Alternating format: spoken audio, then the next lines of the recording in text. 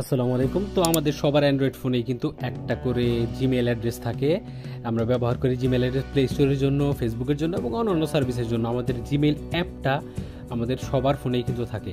তো আপনার নিজের অজান্তেই কিন্তু আপনার জিমেলটা হ্যাক হয়ে যেতে পারে।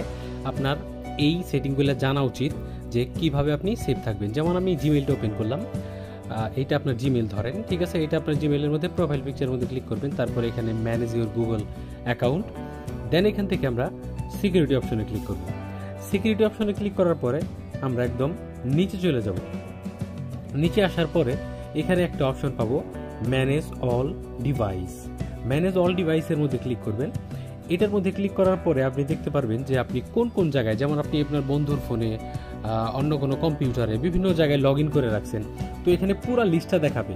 সেখান থেকে যদি লগ আউট না করে থাকেন, সে আপনার জিমেলের সব কিছু দেখতে পারবে, পাসওয়ার্ড চেঞ্জ করতে পারবে এবং আপনাকে ব্ল্যাকমেল অথবা হ্যাক করতে পারবে। তো আপনি কি করবেন, যেমন ধরেন যে এটা আপনার মোবাইল না, তো এখান থেকে আপনি যে মোবাইলটা আপনার না বা যে এখানে আপনি লগ ইন অবস্থায় নাই, তো যে ডিভাইসটা আপনার না, সেখানে আপনি সাইন আউট নামে একটা অপশন পাবেন, সাইন আউট। এখানে সাইন আউটে ক্লিক করে দিলেই কিন্তু আপনি ওইটা থেকে সাইন আউট হয়ে গেলেন। এইভাবে আপনার জিমেল কিন্তু আপনি বাঁচাতে পারবেন।